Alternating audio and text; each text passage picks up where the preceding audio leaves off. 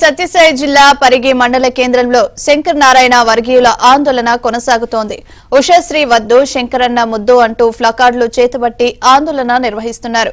గత 3 రోజులుగా శంకర్ నారాయణకే టికెట్ కేటాయించాలంటూ నిరసనలు చేపడుతున్నారు. ఇవాళ ప్రధాన రహదారిపై బైఠాయించి జై జగన్ అంటూ నినాదాలు చేశారు. 10 ఏళ్లుగా వైసీపీ క్యాడర్ను శంకర్ నారాయణ నిలుపుకున్నారని, ఇప్పుడు ఒక్కసారిగా అభ్యర్థిని మార్చి మరొకరికి టికెట్ ఇస్తే ఎలా విజయం సాధిస్తారంటున్నారు. Adilare!